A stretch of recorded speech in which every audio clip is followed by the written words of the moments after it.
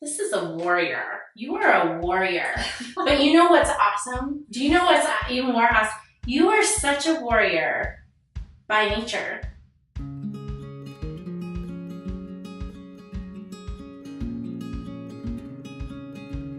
I have a very special gift in my friend Genevieve. How long have we been friends?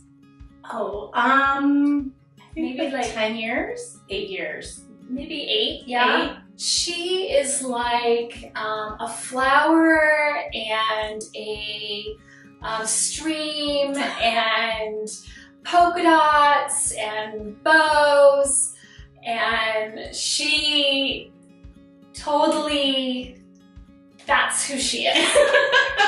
I have to say, I have shifted since I've met you. Okay. Because you are those things too. With a sword. You have helped me not be afraid of the guts and like the muck of warrior shit.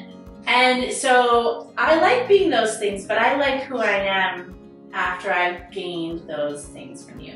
Aww. We have some things in common from kind of our first part of adulthood. First part of adulthood, we both share the fact that you were entrepreneurial and out there fighting for the underdog and fighting for the different things for women and families that needed assistance to be healthy and be together and be happy, and all the work that you did with the refuge. Have you talked about that yet? No. I think what's so cool is that you were doing that in California. Yeah. And in Maryland, I was doing that same thing. Yes. For kiddos that were underserved in the education system. And it was an uphill battle, and it was fighting for the underdog and just pouring out as much love and care as possible. And you were doing the same thing. And so it's kind of funny, as I got to know you and got to know that part of you, it's such a really immensely beautiful and inspiring part of you that I felt like I could connect with, because there's such muck in fighting for the underdog. Out of a crazy turn of events, so you're in Colorado and I'm in Colorado, and we met each other, and then me getting to know you allowed me to understand that kind of that really strong side of faith. And I love that, because faith can look so many different ways and is so personal to everybody. But there was a little something in my faith that was missing. And one of the parts of it was grace, which some people, Lisa and Alia, our friends that have poured that into me for understanding. And your part of that was that warrior woman stance, like that steadfast, really like strong stance that said, you know, because of what I believe, nothing can bowl me over. And then who would know that a couple of years after we met each other, that my life would kind of take a really crazy turn. My husband of 17 years would actually have been living kind of a double life, and it split our family apart. One of the things that is in our society, I think, so hush-hush and so taboo to talk about and to bring out as something that you need help for is sexual abuse. Children who have no voice in that and have such pain in that are the ones that get left to figure out how to deal with life as they go. And sadly, I didn't know this before, but I know it now, that Michael, my husband, had been sexually abused as a child continually by his father. As children survive and there's nobody that can speak out for them, they keep it hidden and they suppress it.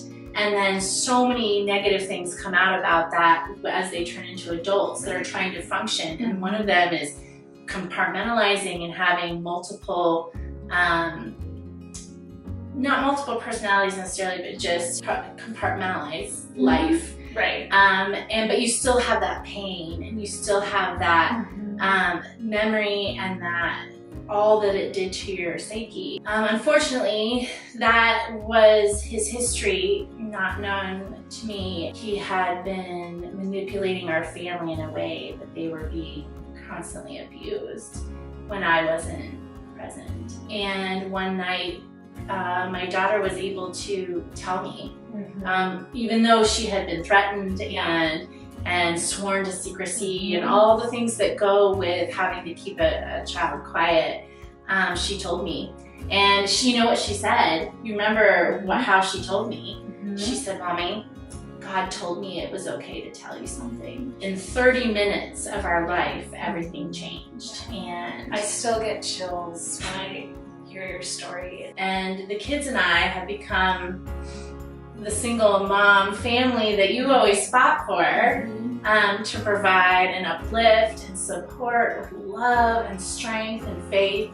And who would have known that that's where we would be? I do believe that God was with every single one of us throughout this whole traumatizing time that they did endure physical and verbal and sexual trauma.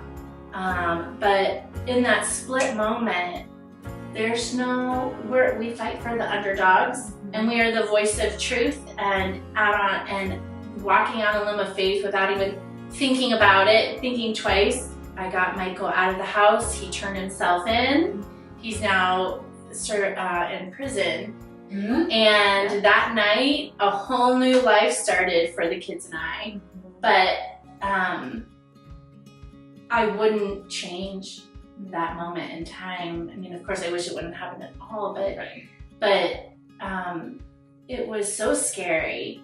But being the parent and standing up for what kids need, my kids, the kids that you stood up for in their lives, and giving them shelter and love and care, there's nothing more important than taking care of our children.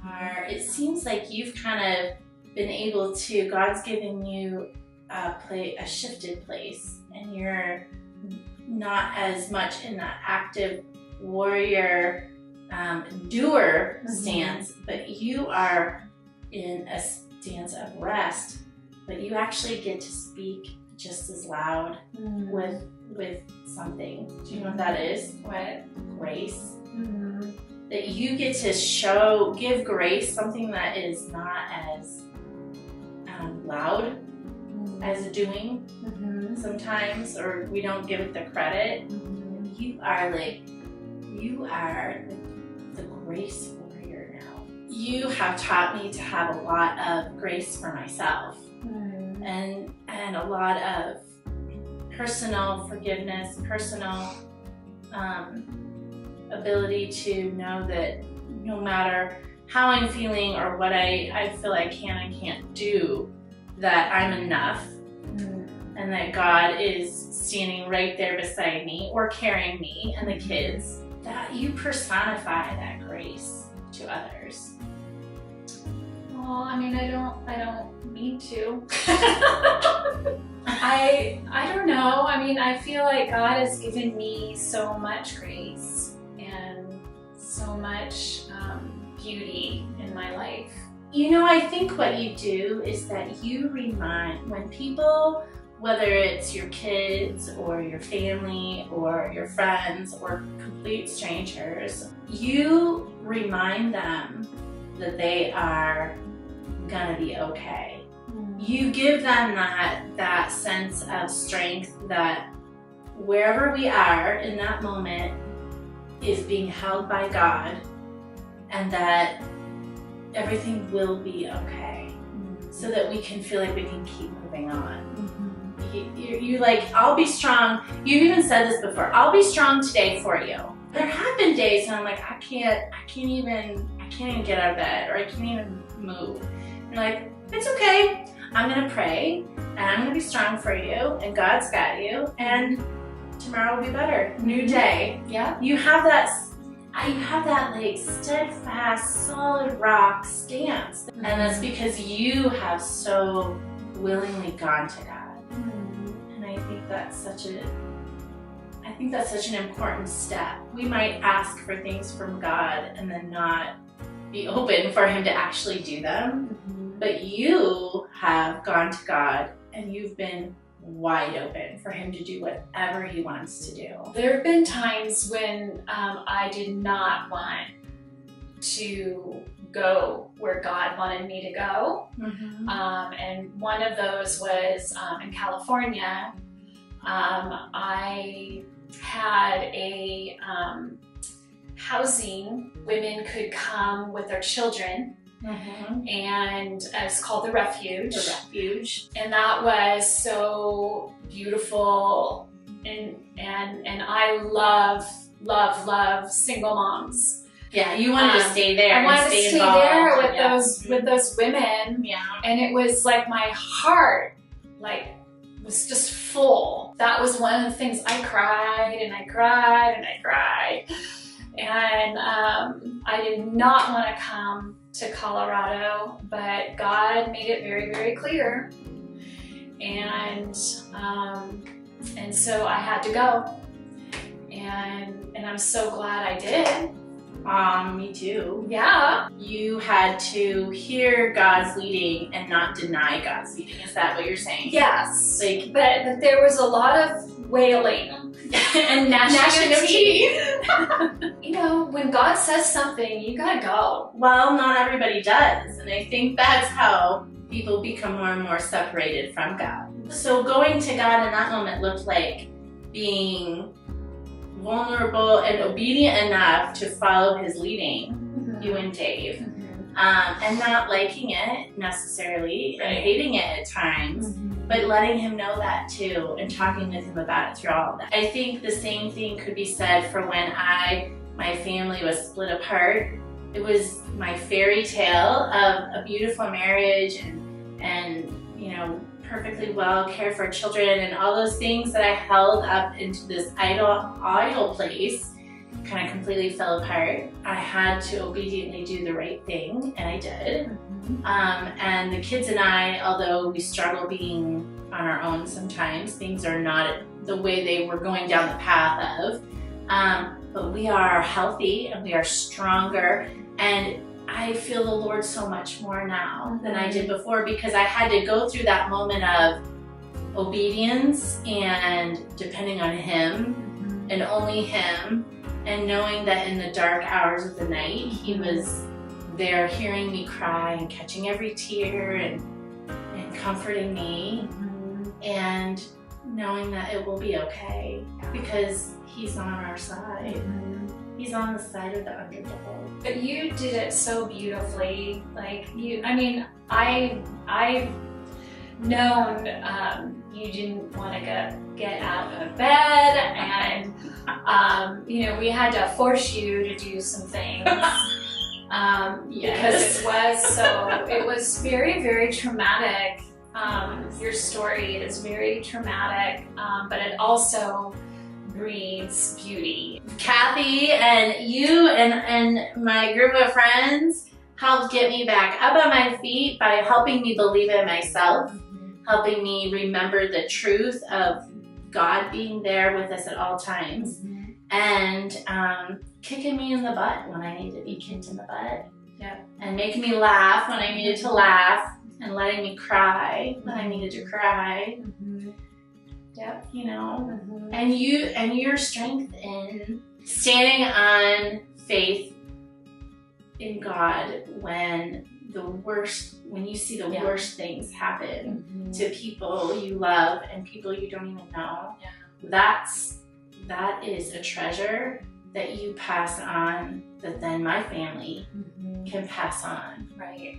Even though you're in a new season of how you stand, you're still emanating that faith and that grace, and showing me how to walk every day in the face of fear, but you do it with beauty and grace, and you teach me so much. I'm so thankful. I love you. I love you too.